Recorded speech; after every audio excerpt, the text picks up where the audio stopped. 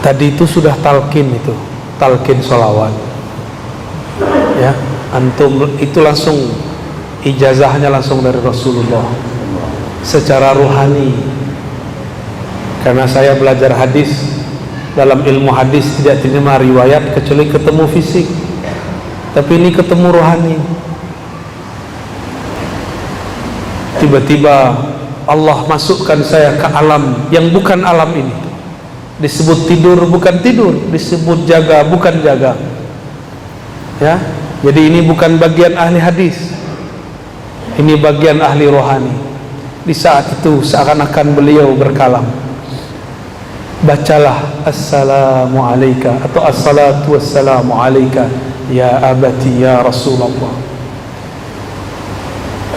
Pas mau azan saya sadar lagi, terbangun lagi. Maka benarlah kata Nabi, man ra'ani fil manam fasayarani yaqzah. Siapa yang bermimpi ketemu aku akan bertemu aku dalam keadaan jaga. Disebut jaga mimpi, disebut mimpi kok terasa jaga ya.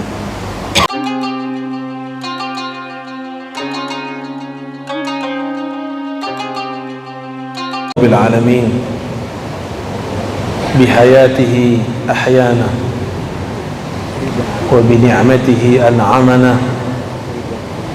wa birahmatihi ja'alana mimman aqama as-salah.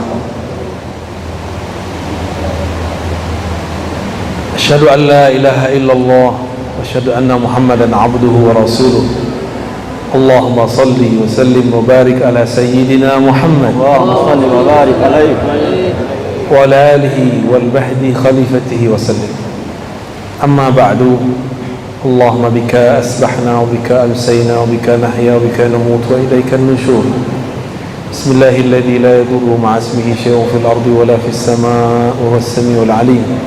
Na'udzu bikalimatillahi tammat min syarri ma khalaq.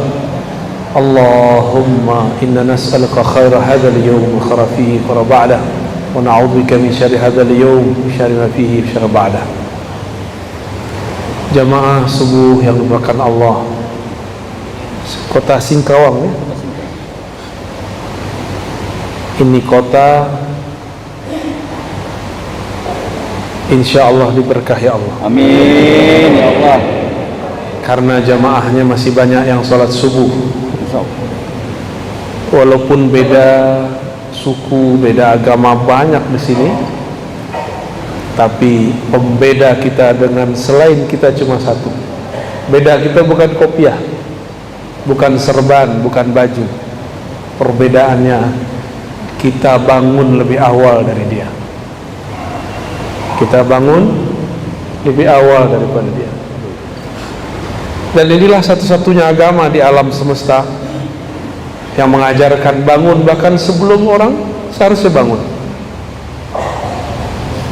Bahkan surat kedua yang diturunkan, wahai orang berselimut, ya ayyuhal muzzammil qumil laila illa qalila. Bangunlah malam hari meskipun sedikit.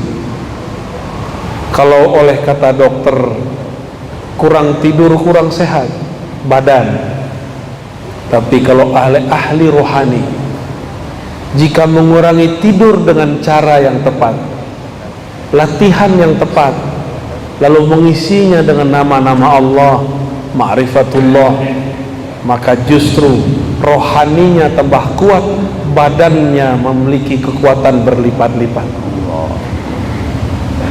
ya, kalau sudah terlatih dengan cara yang baik ya. Kalau enggak, nanti malam tadi tahajud, siang nanti ngomong saya capek. Kenapa? Malam tadi tahajud jam 2. Enggak pakai caranya, ada tekniknya. Segala sesuatu ada ilmunya. Jangan beramal dengan nafsu. Beramal itu justru untuk mengendalikan nafsu. Bapak Ibu yang bukan Allah, semoga majlis subuh ini betul-betul diberkahi oleh Allah. Amin. Mau bahas tentang apa? Akidah, fikih, tasawuf. Toriko. Torikoh. Mau torikoh yang mana? Tarekat akhir zaman ya. Suatu kali saya datang ke suatu tempat. Dalam tanya jawab ada yang bertanya. Apa pertanyaannya? Apakah kita dapat cinta Allah dengan berzikir, dapat cinta Rasulullah dengan bersalawat? Saya lihat yang bertanya masih kecil, tapi pertanyaannya seperti orang yang sudah sedewasa. Mungkin dia dapat keberkahan sang wali yang ada dulu mengajar di pesantren itu. Dan juga mungkin ini pertanyaan seperti Jibril bertanya kepada Nabi Muhammad untuk mengajari siapa yang hadir. Atau mungkin yang lain. Wallahu a'lam bis-shawab. Yang pasti pertanyaannya, apakah dengan zikir kita jadi cinta Allah? Allah jadi cinta kita? Apakah dengan salawat kita dapat cinta Rasulullah? Lalu dengan izin Allah dan nikmat Allah saya menjawab, cinta Allah dulu baru berzikir, cinta Rasulullah dulu baru bersalawat. Dari mana dalilnya? Dalilnya dari Quran, surat Muhammad sallallahu alaihi wasallam ayat 19. Fa'lam annahu la ilaha illallah. Fa'lam dulu. Al-Imam Al-Bukhari menerjemahkan kata fa'lam, al-ilmu qabla al-qawli wal-amal.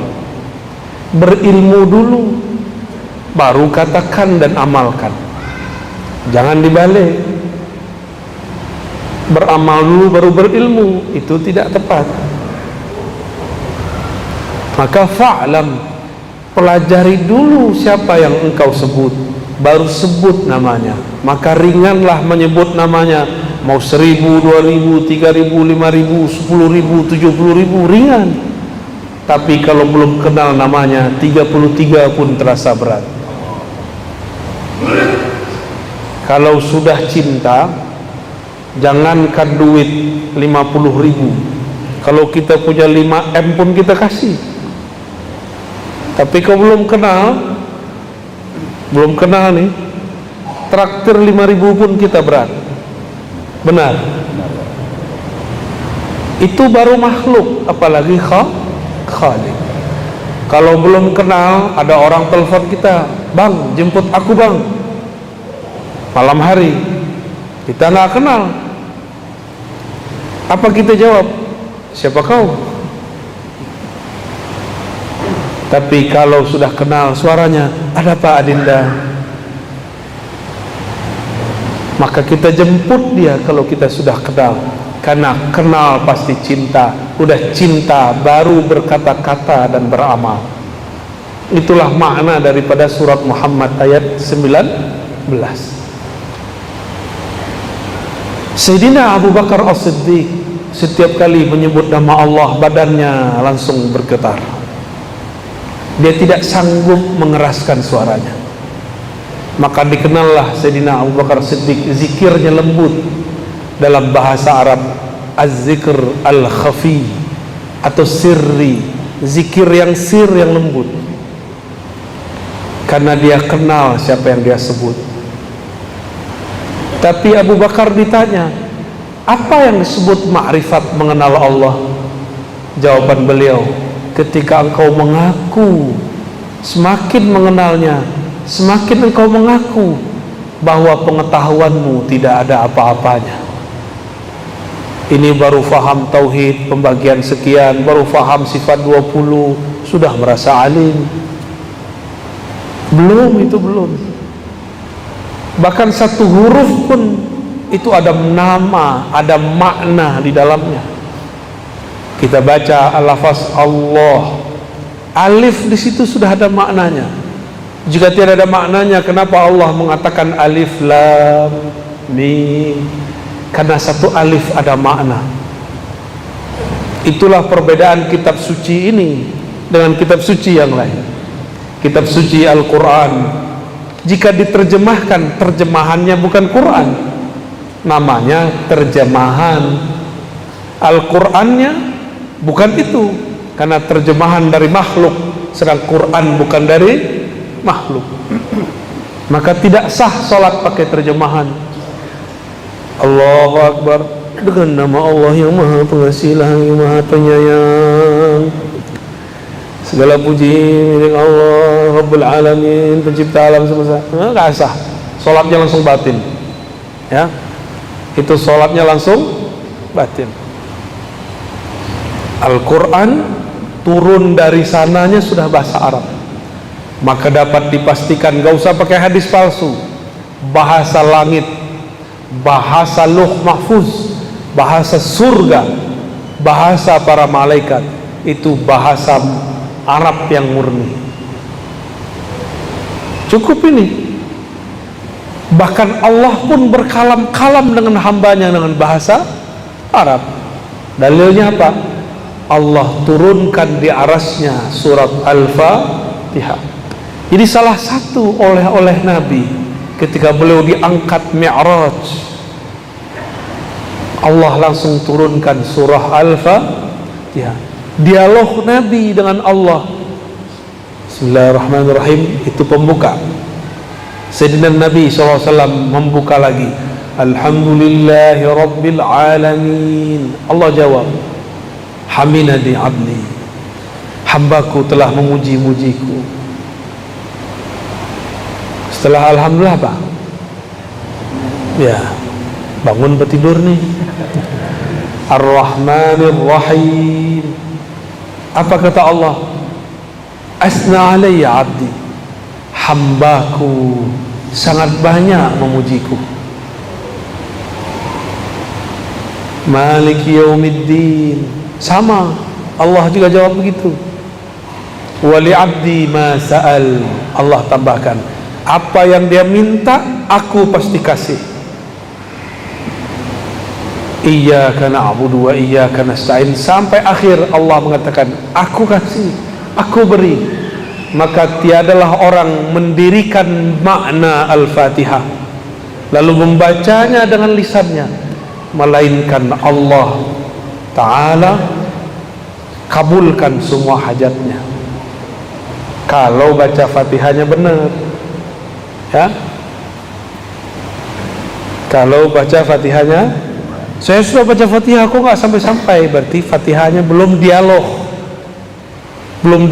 dengan Allah Subhanahu wa Ta'ala. Ketika Nabi naik ke arasy Allah, Allah turunkan di situ, maka ada ayat yang belum tertulis sebagai ilmu Al-Quran. Dalam ilmu Al-Quran disebut dengan ma'rifatu makan nuzulil ayat, mengetahui tempat turunnya ayat. Belum ada yang menyebut arsy, samawi, ardi. Yang baru ada laili nahari, turun siang hari, turun malam hari. Makki madani, turun di Mekah, turun di Madinah. Tapi kita tambahkan ilmu Quran di akhir zaman, ya, bahwa Al-Fatihah adalah ayat arsy, ayat yang turun di arasy Allah Subhanahu wa Ta'ala. Itulah yang dibawa. Oleh karena itu salat hanya sah dengan Al-Fatihah. Jangan debat lagi kalau ada imam baca atau tidak, jangan debat lagi. Nabi cukup mengatakan la salata liman lam yaqra bi Fatihatil Kitab. Hadis Bukhari dan Muslim. Tidak sah salat kamu sampai engkau membaca Al-Fatihah. Mau imam makmum sama, namun adabnya imam dahulu baca baru kita baca. Kenapa? Karena munajat dialog ini tidak bisa diwakilkan kepada imam. Meskipun ahli fikih bilang bahwa kalau imam baca cukup bagi makmum, betul, itu jaminan. Tapi jika dia seorang hamba, dia harus berdialog dengan Rabbnya. Maka saya termasuk orang yang sangat kagum dengan mazhab Imam Muhammad bin Idris Syafi'i. Beliau berdasarkan hadis ini mengatakan, mau imam mau makmum wajib baca Al-Fatihah, karena dialog munajat hamba tidak dapat diwakilkan kepada seorang sahaja. Jadi gak usah debat Pak. Debat itu belakangan, hadisnya tidak ada perdebatan. Yang tidak boleh baca keras-keras di belakang, atau baca aja lebih dahulu dari imam, itu yang tidak boleh. Jadi dialog di arah sana bukan dengan tasyahud yang kita baca at-tahiyatu lillah. Itu hadisnya kurang sahih, bahkan tidak sahih. Yang sahih adalah dialog arsyah, ayat arsyah, surat Al-Fatihah. Oleh karena itu membaca ayat-ayat yang ada di Al-Fatihah, 7 ayatnya wajib secara mutlak, membuat salat menjadi sah atau salat menjadi tidak sah. Guru-guru kami yang ahli ma'rifat mengkalamkan kepada kami, apakah salawat Allah kepada hambanya? Maka beliau mengatakan, salawatullah ala abdihi suratul Fatihah. Salawat Allah kepada hambanya adalah turunnya surat Al-Fatihah. Salawat artinya turunnya rahmat. Dialog yang ada dalam Al-Fatihah membuat rahmat turun kepada pembacanya. Oleh karena itu, kalimat di hadisnya la salata, tidak dianggap salat. Liman la yaqra, liman lam yaqra, bagi yang tidak qara'a. Apa arti qara'a? Jama'a bainaz zahir wal batin. Qara'a bahasa Arab artinya menggabungkan zahir dan batinnya, baru disebut qira'ah. Inna alaina jam'ahu wa qur'anah. Quran di situ artinya kumpulkan. Berarti orang yang disebut membaca Al-Quran, orang yang mengumpulkan batinnya dan zahirnya dalam satu lafaz. Gimana? Tadi sudah baca qira'a Al-Fatihah belum? Belum ya? Lain yang dibaca, lain yang dikumpulkan ingatan dengan kolbu. Dari kolbulah kita membaca Al-Fatihah. Bismillahirrahmanirrahim, dengan nama Allah. Allah itu bahasa kolbu. Ar-Rahman, yang mengasihi, yang maha kasih, yang maha sayang. Kasih sayang bukan ada di badan, bukan ada di muka. Tidak ada namanya muka terkasih, yang ada kolbu yang mengasihi. Kalau wajah cantik, tapi kalau kolbu di dalamnya ada kasih sayang, maka Bismillahirrahmanirrahim turunnya ke dalam kolbu. Jadi kalau baca Al-Fatihah, baca dengan insya Allah salatnya khusyuk ya.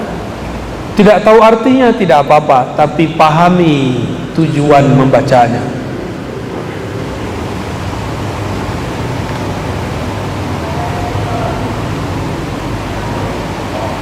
Lalu kembali ke pertanyaan yang tadi. Saya menjawab dengan apa tadi? Sebelum engkau zikir, cintalah kepada Allah. Sebelum engkau salawat, cintalah kepada Rasulullah. Nah, tadi itu zikir, sekarang Rasul sallallahu alaihi wasallam. Jika benar kita rindu Rasulullah sallallahu alaihi wasallam, pasti disebut namanya mata berlinang. Jika disebut namanya dada kita bergetar. Jika benar cinta kepada baginda Rasul sallallahu alaihi wasallam. Karena setiap kekasih pasti rindu kepada kekasihnya. Tapi menjeritlah kepada Allah, ya Allah, betapa kerasnya hatiku disebut nama kekasihku, kekasih engkau, kekasih alam semesta, Habibullah, Habibur Rahman, tapi hati kami tidak juga bergetar. Maka istighfar kita bukan istighfar dari dosa fisik semata. Kita pun istighfar, ya Allah, ternyata hatiku, jiwaku, ruhku tidak kenal kepada bapak ruhku, baginda Rasul sallallahu alaihi wasallam. Apa yang mesti kita kenali dari Rasulullah sallallahu alaihi wasallam? Beliau mengatakan, ana Muhammad, aku nama jasadku Muhammad. Ana Ahmad, aku ruhku bernama Ahmad. Ana Aqib, aku tugas kerasulanku, kenabianku Aqib, penutup semua rasul dan nabi. Ana Mahi, aku pembawa syariat risalah, menghapus semua risalah terdahulu. Beliau menyebutkan hanya beberapa sifatnya, beberapa namanya. Maka sebanyak apa kita kenal namanya, sebanyak itulah kita kenal baginda Rasul sallallahu alaihi wasallam. Tapi dari semua nama itu, yang paling inti adalah Muhammad Habibullah, Ahmad Ruhullah.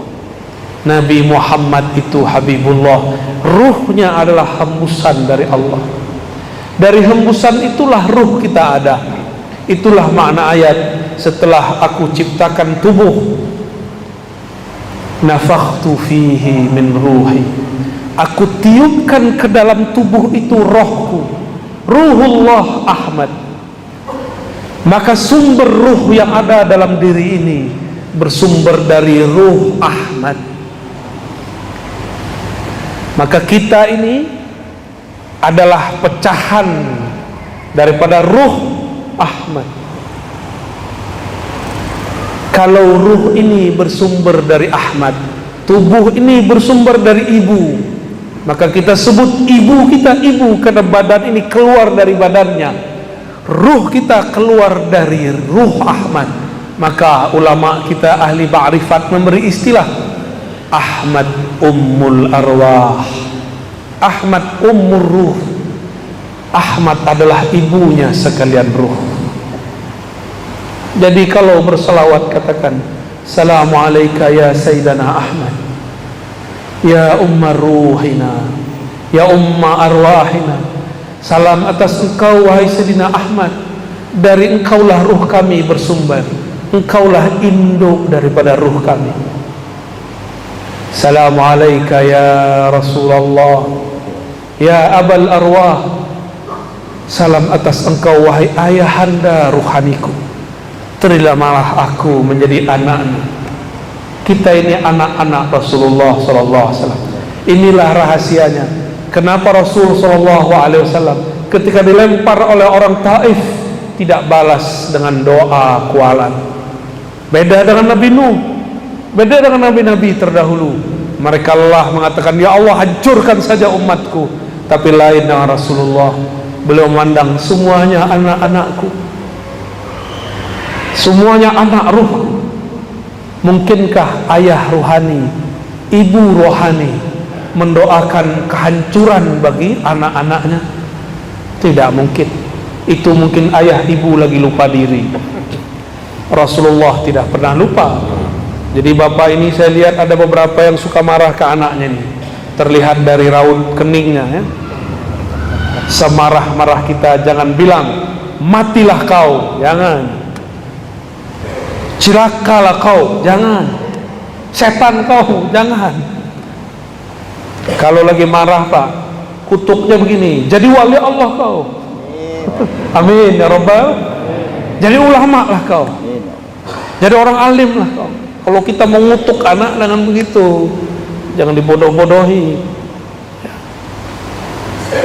Karena lewat malaikat doa amin. Nabi SAW menegur seorang yang sedang sakit. Apa kata dia? Malangnya nasibku, beberapa hari ini sakit, cilakalah badanku. Nabi kata, mah, diam, jangan katakan yang buruk-buruk. Fa innal malaikata yu'minuna ala ma taqulun. Jangan berbicara yang buruk-buruk, karena malaikat mengaminkan yang kalian katakan. Ya, sepakat ya. Jangan ngutuk anak dengan yang buruk. Kalau ngutuk dengan yang baik Pak. Baik. Sudah faham kenapa Nabi berbeda dengan Nabi Nuh. Walaupun umurnya 950 tahun, Nabi Muhammad cuma 63 tahun secara fisik, tapi rohani Nabi lebih tua dari Nabi Nuh. Rohani Nabi Muhammad itu induknya ruh Nabi Nuh. Maka Nabi Nuh tidak sanggup melewati kemuliaan ruh Nabi Muhammad sallallahu alaihi wasallam. Maka kalau bersolawat, Pak, saya ijazahkan satu solawat, dibaca dalam hati. Assalamu alayka ya abati ya Rasulullah, atau pakai tambah Assalatu wassalamu alayka ya abati ya Rasulullah. Salawat dan salam atas engkau, wahai ayahanda rohaniku Rasulullah sallallahu alaihi wasallam. Coba sama-sama. Assalatu wassalamu alayka ya abati ya Rasulullah. Salam atas engkau, salam rindu atas engkau, wahai ayah rohani kami. Terimalah kami menjadi anak-anak rohanimu. Amin ya rabbal alamin. Al-Fatihah. Ar-Rahman. Iyyaka na'budu.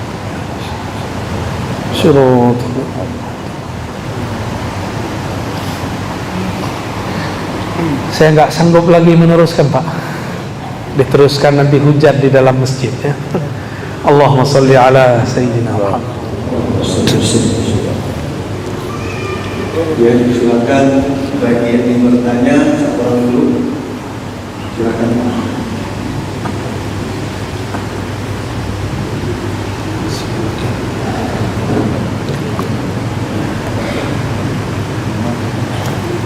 Assalamualaikum warahmatullahi wabarakatuh. Waalaikumsalam warahmatullahi wabarakatuh.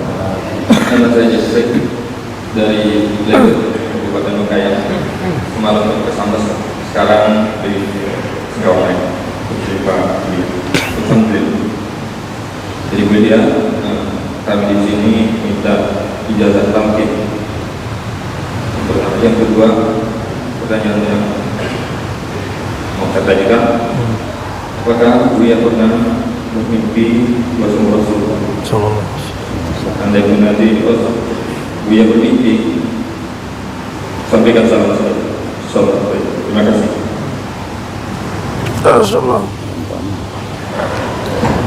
Tadi itu sudah talqin, itu talqin sholawat, ya. Antum itu langsung ijazahnya langsung dari Rasulullah secara ruhani. Karena saya belajar hadis, dalam ilmu hadis tidak terima riwayat kecuali ketemu fisik, tapi ini ketemu rohani. Terjawab pertanyaan kedua. Jadi suatu saat ada orang aliran sesat datang kepada saya. Dia mengaku imamnya adalah Imam Mahdi. Hari Jumat, saya kemudian sebelum sholat, saya sholawat mengadu kepada Rasulullah. Kenapa saya gelisah? Gelisahnya bukan main. Saya nggak pernah segelisah itu. Dulu punya masalah apa saja tidak ada gelisah. Ini gelisahnya bukan main. Sebelum Jumatan, saya kemudian menyapa Rasulullah. Allahumma salli ala Sayyidina Muhammad. Assalamualaikum ya Rasulullah. Assalamualaikum ya Habibullah. Assalamualaikum ya Sayyidi ya Rasulullah. Begitu terus saya baca.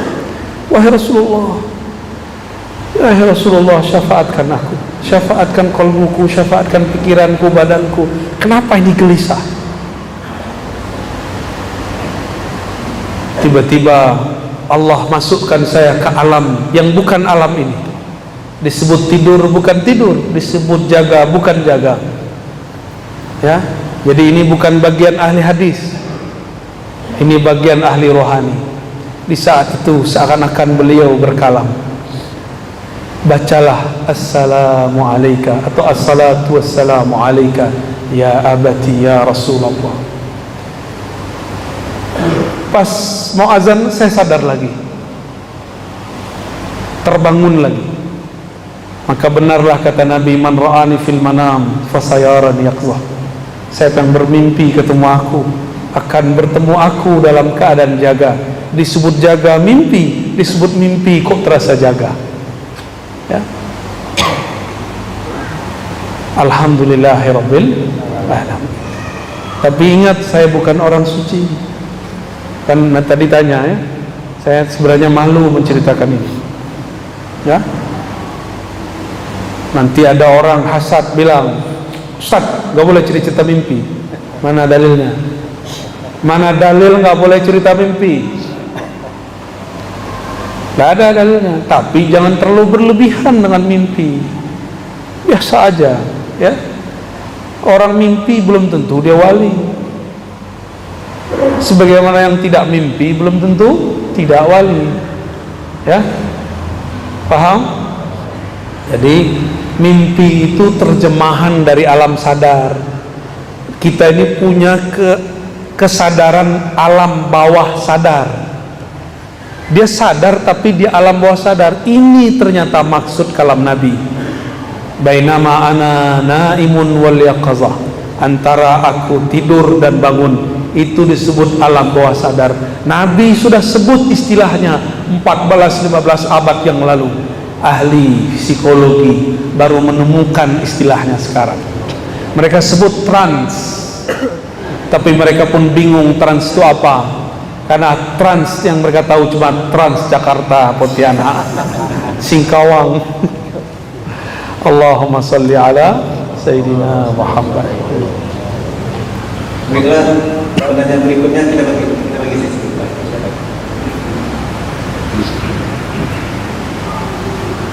Assalamualaikum warahmatullahi wabarakatuh. Assalamualaikum.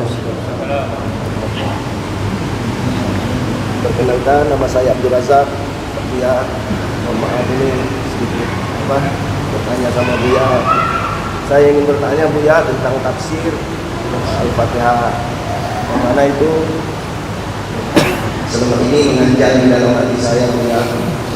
Yang mana tafsir Bismillahirrahmanirrahim, apakah itu dengan nama Allah atau dengan atas nama Allah?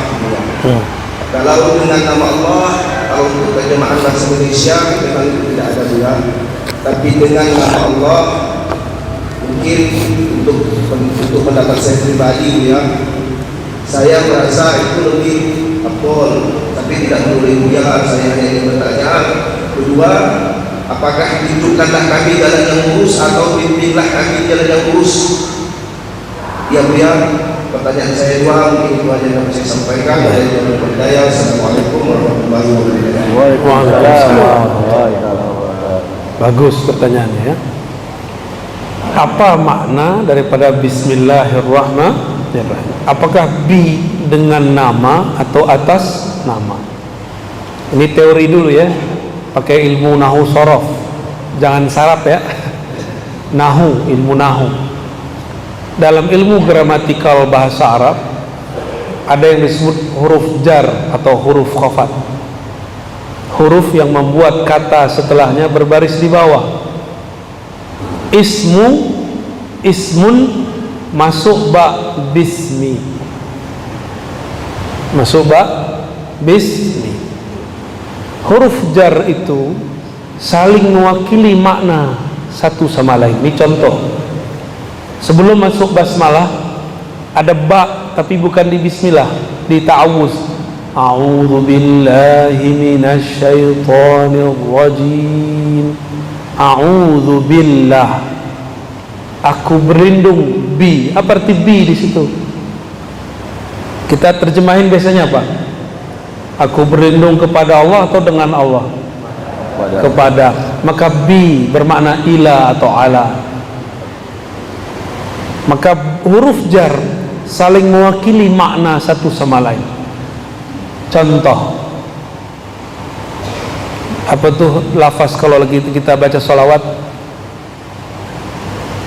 Bibak kata. Ada satu lafaznya. Inti ngantuk.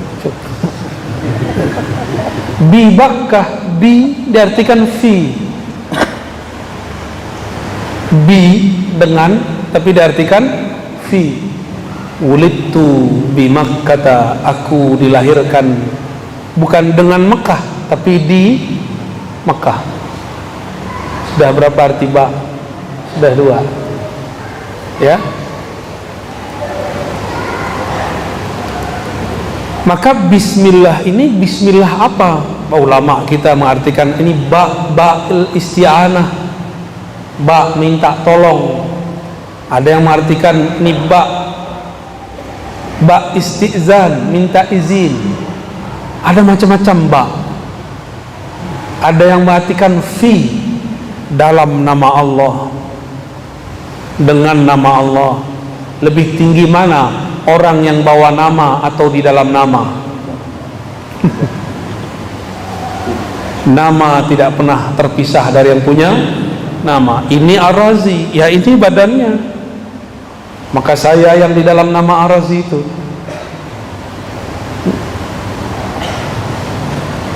Namun kita ini bukan Allah.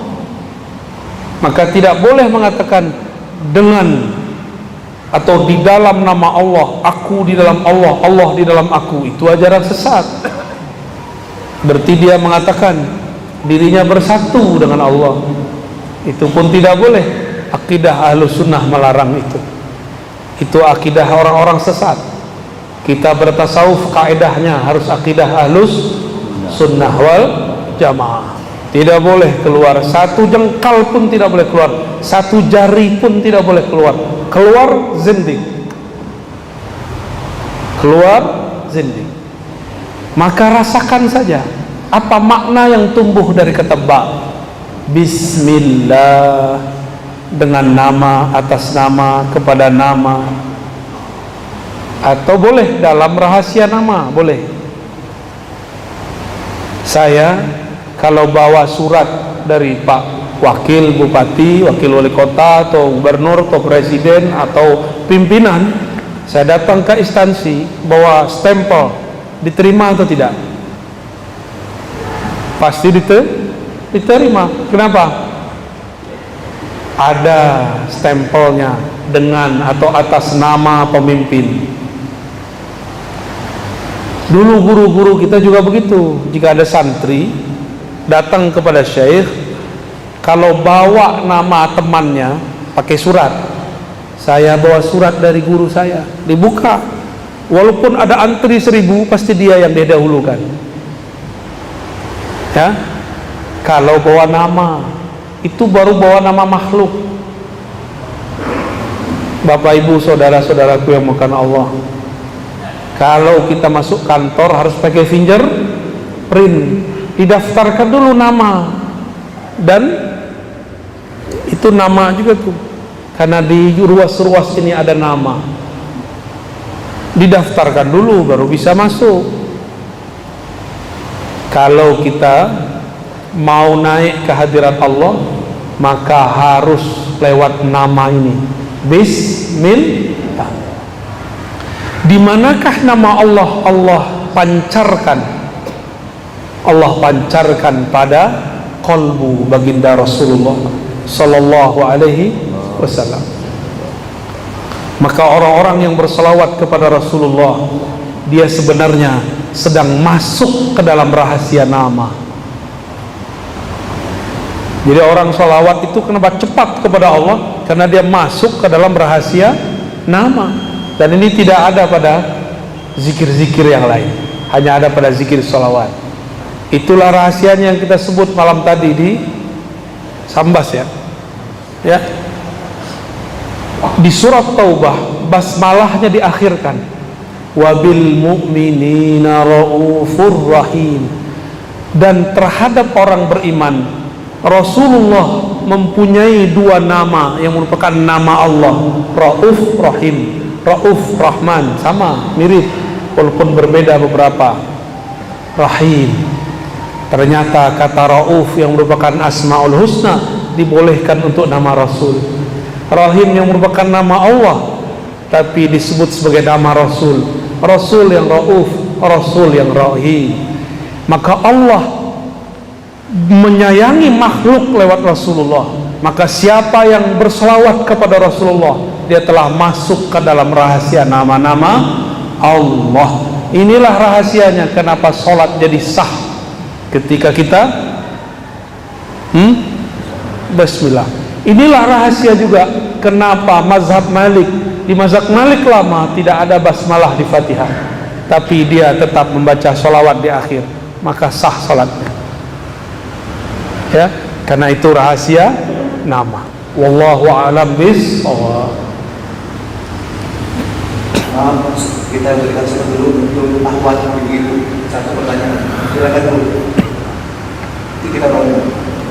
Kalau tidak ada, saya sarankan kepada bapak-bapak. Dulu. Ada, silakan.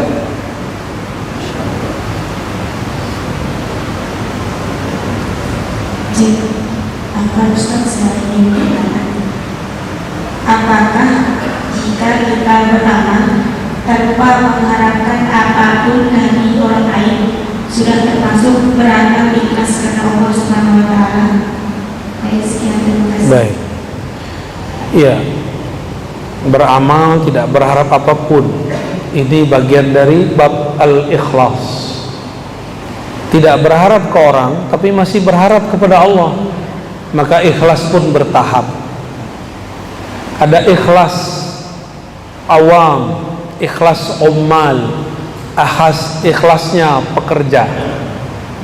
Kalau pekerja bertambah lembur, bertambah tunjangan, semangat. Ya. Tapi saya beberapa hari ini selalu ditemani oleh orang-orang yang tidak digaji. Mereka pengen khidmah. Mereka tidak cari lemburan di dunia. Mereka ini lembur-lembur akhirat. Ingin dapat bonus di sisi Allah. Apa bonusnya? Ridha Allah. Kalau surga terlalu biasa diminta. Tapi kalau minta ridha Allah, yang punya surga pun kita dapat temui. Maka ikhlas pertama, ikhlas minta pahala. Beramal karena ingin dapat pahala. Kalau tidak ada pahala, dia tidak beramal. Kalau tidak ada, ustadz mengatakan satu sedekah dilipat ganda jadi 10. Kalau ustadz tidak bilang begitu, dia tidak beramal. Jika tidak ada ustadz mengatakan sholat duha memudahkan rezeki, maka dia tidak sholat duha. Jika tidak ada kiai mengatakan sholawatlah engkau rezekimu datang sendiri, dia tidak sholawat. Dia sholawat bukan karena cinta Rasul, tapi karena cinta fulus. Maka yang menjadi murid saya haram sholawat karena fulus. Yang istifadah mengambil ilmu daripada kajian-kajian kami, tidak pantas lagi mengatakan itu, malu kepada Rasulullah sallallahu alaihi wasallam. Kalau salawat karena Rasulullah pantas disalawati. Jika zikir karena Allah pantas diingat, bukan karena pengen dapat pahala lagi. Belajar-belajar jadi ahli ma'rifat. Ahli ma'rifat beramal bukan karena pahala. Kita punya kawan, ada kenalan, beda. Kalau kenalan mendekat karena pengen sesuatu, karena yang ini politisi, pejabat, dia mendekat supaya proposalnya diterima. Kalau lagi butuh, dia telepon, dia kunjungi, dia puji, dia traktir. Kalau lagi gak perlu, dia tinggalkan. Beda dengan kawan, kawan sejati, teman sejati, tidak mau ngasih proposal pun masih ngasih duit, masih neraktir. Ya, kita yang mana? Kawan matre atau kawan sejati? Umat matre atau umat sejati? Umat hamba matre atau hamba sejati? Hamba sejati yang menghambakan dirinya kepada Allah karena memang dirinya hina, Allah maha mulia. Ya, jadi mulai detik ini, pagi ini, jangan lagi amalkan amal-amalan. Kalau mau beli rumah, sholawat sekian. Bukan begitu cara memahaminya. Boleh amal begini tapi dengan niat yang diganti. Ya Allah, jika tidak punya rumah membuat aku lupa kepada Engkau, maka ya Allah berikanlah aku rumah berkah salawat kepada Rasulullah. Boleh, ya. Sehingga jika aku punya rumah, ya Allah, aku tambah banyak berselawat kepada Rasulullah.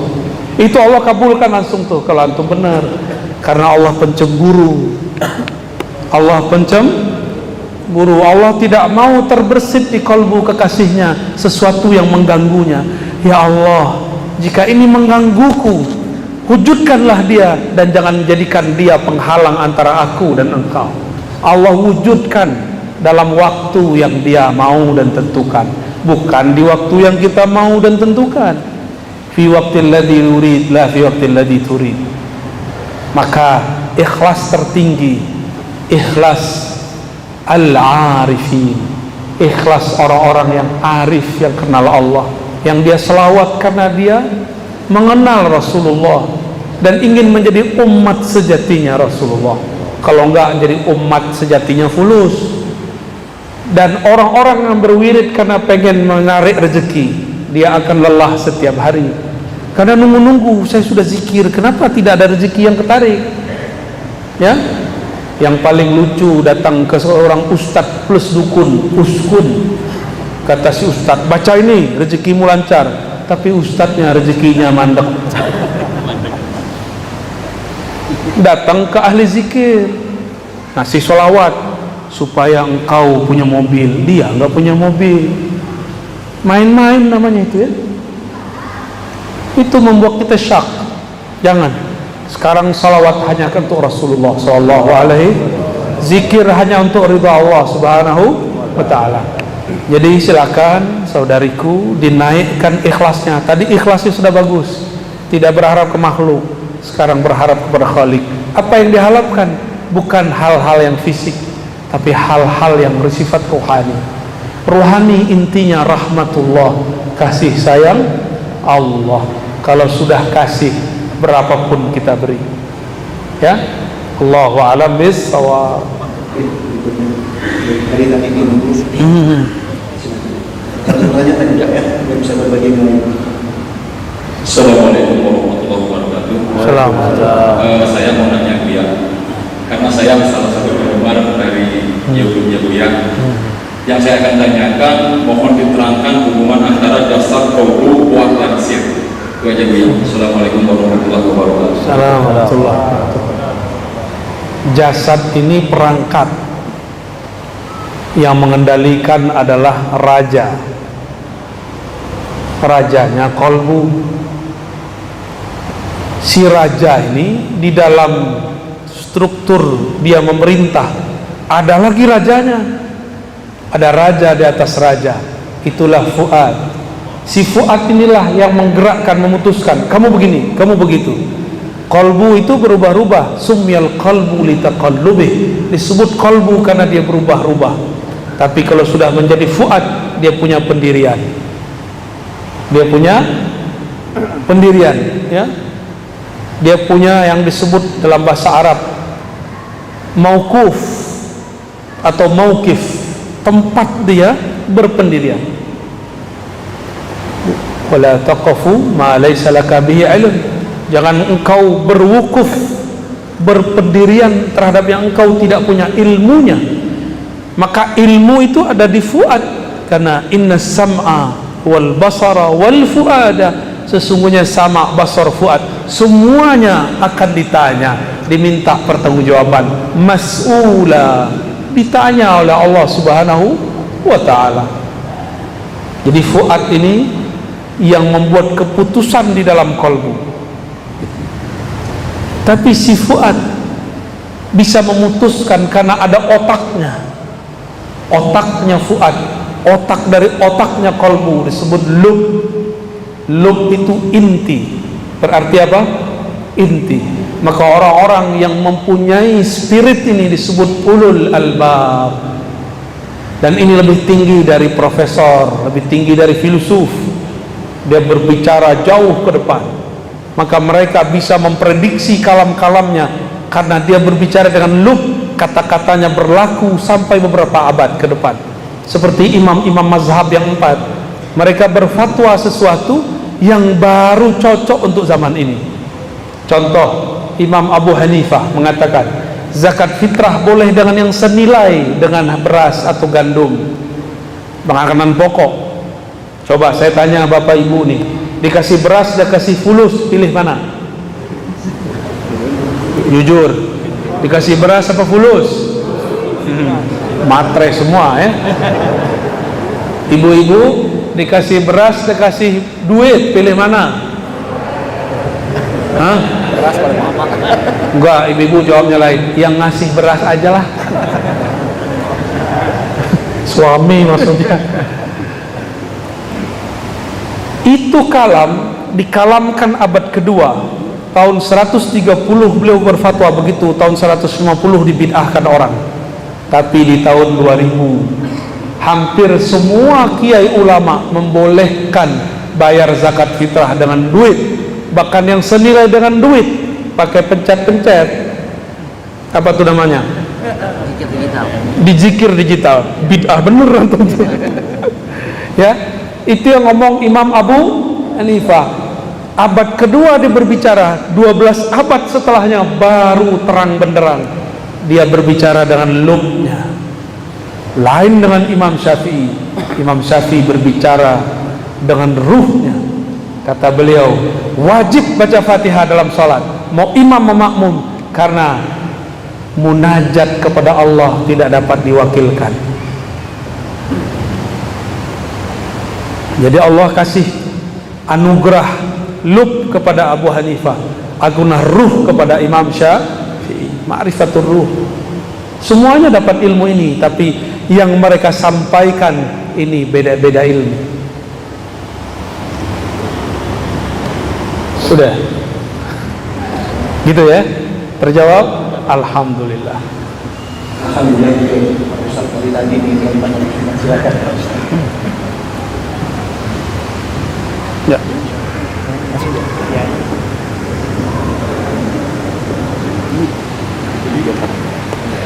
Kiri bang, kiri bang. Kiri oke. Silakan Ustaz.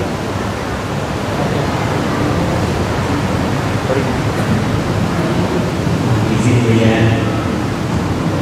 saya mohon penjelasan ayat innan nafsa la'ammaratun bisu illa ma rahima rabbi. Di situ Allah menggambarkan bahwa nafsu itu sangat mendorong, bahasanya ammar, sangat mendorong pada keburukan. Illa ma rahima rabbi, bukan kecuali orang yang disayang oleh Allah. Yang ingin saya tanyakan, sebenarnya kita bedakan antara nafsu dengan yang bukan nafsu itu bagaimana ya? Terus kemudian itu menjadi marwah imarati, orang yang disayang Allah. Masya Allah, ini pertanyaan puncak ya, terakhir ya. Pertanyaannya betul-betul husnul khotimah. Amin. Innan nafsa la ammaratun bisu. Panjang itu bisu, karena emang su itu panjang. Sesungguhnya nafs, jiwa, diri, punya diri. Diri ini yang zahir. La, pakai la di situ sungguh, bukan la tidak. Disebut lam taukid, sungguh. Ammarah, bukan amarah. Ammarah berarti banyak memerintah, banyak mendorong, banyak mengajak kepada su. Tuh panjang kan? Su artinya keburukan, keburukan, keburukan, keburukan. Dalam keburukan ada keburukan, setelah keburukan ada lagi efek dari keburukan. Maka tidak ada satu maksiat kecuali berimbas kepada maksiat berikutnya, terus bertali-tali. Dan ini pemutusnya cuma satu, illa, kecuali man rahima rabbi, kecuali yang disayangi oleh Allah. Rahmat Allah turunnya ke dalam qalbu saat seseorang anak kecil wafat, keluarga Rasulullah cucunya wafat, Nabi menangis. Sahabat bertanya, jadi sahabat ini dulu kaku-kaku awalnya, Nabi lah yang melembutkan kolbu mereka. Kata sahabat ini, ya Rasulullah, apa-apa ini, kenapa engkau nangis? Ini namanya niyahah. Apa itu niyahah? Meratap. Lalu Nabi mengatakan, lah bukan, ini rahmatun, itu rahmat kasih sayang. Wada Allah telah letakkan, tempatkan, masukkan, titipkan, pancarkan fi qulubi man syaa min ibadihi, di kolbu-kolbu yang dia kehendaki. Kau tidak dapat, aku dapat, maksud Rasulullah. Rasulullah itu rahmatan lil, maka ujung rambut sampai ujung kakinya rahmat, karena dari kolbunya ada rahmatullah. Maka Rasulullah itu nama lainnya rahmatan lil, itu zahir, batinnya rahmatullah. Zahirnya rahmatan lil, batinnya rahmatullah.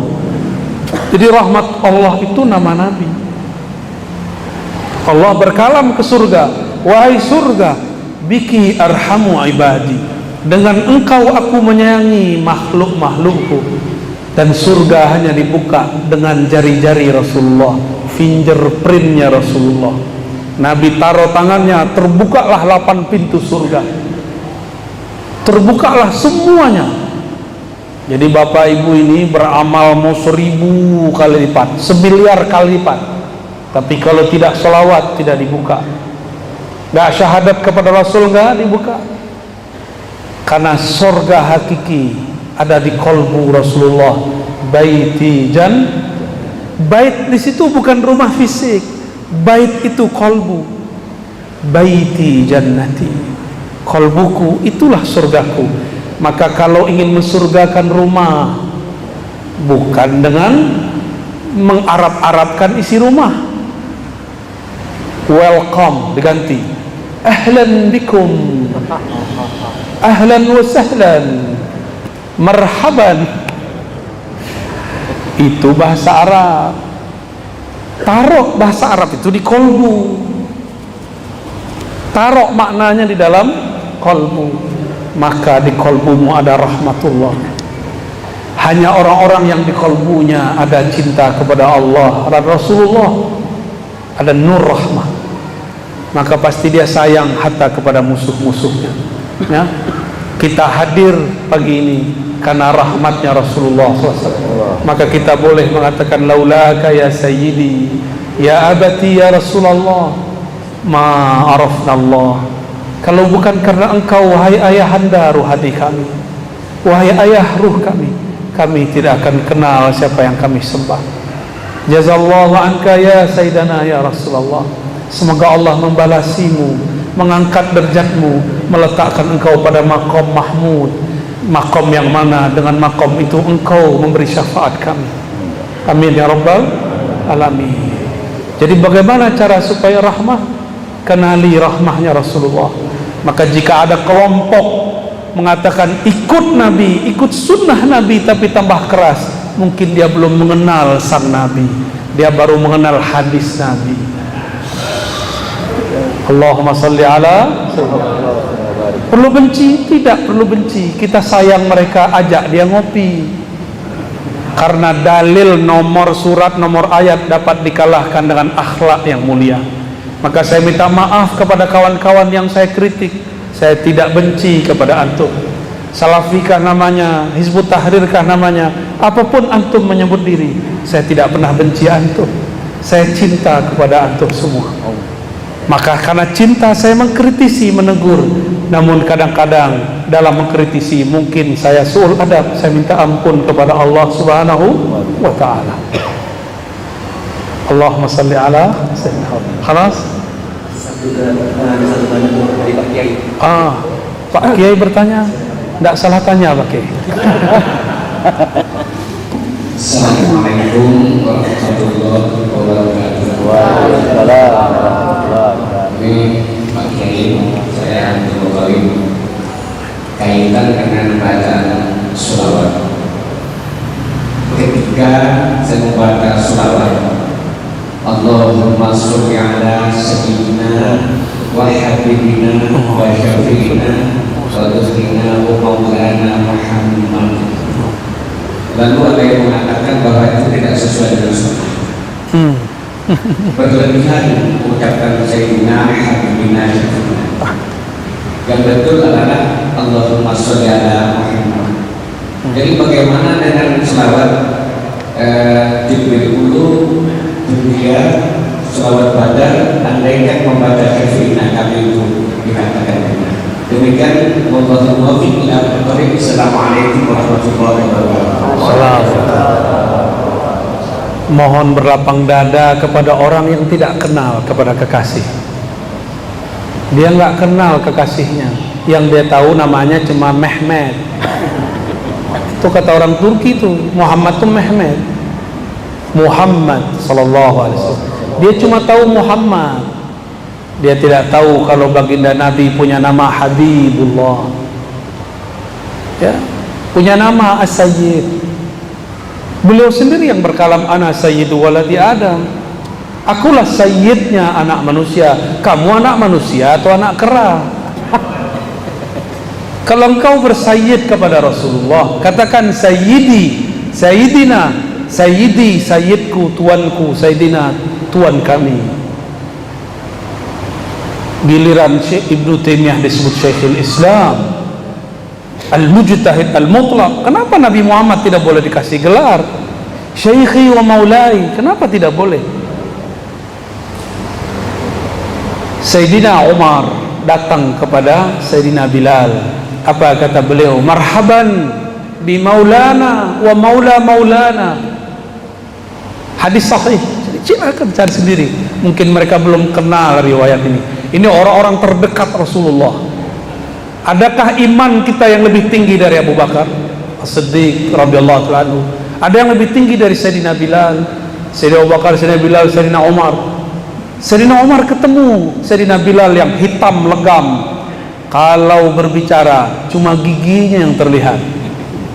Maka dicandai oleh sahabat Abu Darda, ya Aswad, oi kerling, oi hitam. Bilal enggak terima. Saya hitam, tapi jangan panggil saya hitam. Ngadu kepada Rasulullah karena beliau ayahanda ruhani mereka. Rasulullah sidang Abu Darda. Fika syai'un minal jahiliyah. Di dalam dirimu masih ada jahiliyah. Padahal beliau seorang sahabat. Apalagi kita. Maka orang-orang yang ngejek, suka ngejek-ngejek, ustadz kita diejek sama dia.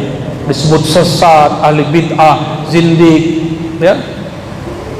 Saya nggak tersinggung, Pak.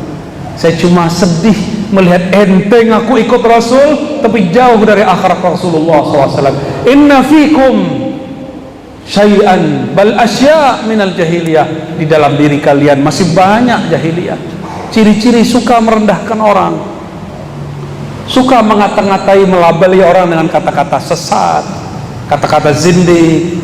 Apalagi ada yang tahu gelar saya di sana di alam YouTube? Hah? Subhat. Udah wajah hantum dan aneh. Lebih subhat wajah aneh emang. Subhat. Apalagi? Khurafat, dongeng, ya. Saya nggak tersinggung, Pak. Saya cuma malu. Orang kok ngaku ikut sunnah Nabi, manhaj Rasul, manhaj salaf, tapi kok akhlaknya jauh dari salafus saleh. Nggak ada salaf begitu. Salafnya salaf sahabat Nabi. Ketika ada seorang sahabat cuma mengolok-olok, belum menghina, ini menghina. Sahabat cuma mengolok-olok. Datanglah Sayyidina Umar. Sayyidina Umar mengatakan, anta maulana, engkau tuan kami, sayyid kami. Wa maula maulana, dan tuan yang dimerdekakan oleh tuan kami. Dulu ternyata Bilal itu budak, dimerdekakan oleh Abu Bakar As-Siddiq. Abu Bakar dipanggil oleh Sayyidina Umar maulana. Maka maulana ini bisa kepada Allah, bisa kepada Rasul, bisa kepada guru. Ya, gimana? syahada semua. Datang Sa'ad bin Mu'az, hadis Sahih Bukhari, hadis Sahih Al-Bukhari. Antum percaya Sahih Bukhari nggak? Kalau aneh percaya, tiap hari. Dulu kita 15 tahun bolak-balik. Sa'ad bin Mu'az ketika datang, dia ini seorang guru hakim qadhi di kampungnya dan sangat adil. Kata beliau, kumu li sayyidikum, berdirilah kalian, sambutlah sayyid kalian. Nabi melihat anaknya, cucunya Al-Hasan Al-Husain alaihimassalam sedang bergelut asik bermain. Lucunya Sayyidina Al-Hasan, indahnya Sayyidina Al-Husain. Kata Nabi, huma syabab, huma sayyida syababil jannah. Mereka berdua ini sayyida, sayyid, pemuda-pemuda surga. Nanti di surga nggak ada orang sumuran antum, ada sumuran aneh. Nggak ada sumuran Pak Kiai, adanya sumuran aneh Pak Kiai, 33 sampai 35. Ya, mohon maaf yang sudah agak tua ya. Seumuran Nabi Isa diangkat 33 tahun lebih kurang. Seumuran itu umur puncak orang mulai menapaki jalan spiritual rohani. Baru nanti kematangannya sampai di umur 40 secara fisik, tapi Nabi Isa sudah 40 di umur 30-nya. Maka jangan tertipu oleh angka-angka. Angka itu cuma hitungan badan. Angka sejati adalah kedekatan engkau kepada Allah Subhanahu wa ta'ala. Jika Sayyidina Al-Hasan Husain disayyidkan Nabi, Sa'ad bin Mu'az disayyidkan Nabi, Sayyidina Bilal seorang budak azan disayyidkan Nabi, Abu Bakar disayyidkan oleh sahabat-sahabat, maka Nabi Muhammad Sayyidus Sadah, Sayyidul Habaib, Sayyiduna Sayyidul Alamin, penghulu alam semesta. Kalau dia kurang kenal, kita maklumi. Maka saya katakan Pak Kiai, wa'arid anil jahilin, jangan layani orang-orang tidak mengerti. Itu bahasa halusnya. Mau bahasa kasarnya? Ini tafsir kekerasan. Wa'arid anil jahilin, janganlah engkau melayani orang-orang yang jahil bodoh, jahil murakkab. Saya ambil yang pertama aja ya, itu sisi kegelapan saya. Demikian Bapak Ibu yang melakukan Allah, semoga Allah meridhoi yang hadir. Semoga Allah menjadikan kita betul-betul hamba sejati. Semoga ruhaniah Rasulullah menerima kita sebagai anak-anak ruhaninya. Ala hazinnya uli kulli niyatin salihah. Salatu wassalamu alaika ya abati ya abana ya abal arwah ya sayyidana ya Rasulullah. Al-Fatihah. Rahmat. Iyyaka na'budu wa iyyaka nasta'in. Shiratal ladzina an'amta 'alaihim ghairil maghdubi 'alaihim waladdallin. Amin. Ini yang dapat saya sampaikan. Enggak kuat saya doa Pak. Ya, mohon maaf enggak kuat doa ini. Kalau doa bisa tumbang-tumbang nanti ya. Nanti Bapak yang susah nanti yang urus saya. Mohon maaf jika ada salah dan kurangnya. Salam cinta dari saya semua. Assalamualaikum warahmatullahi wabarakatuh.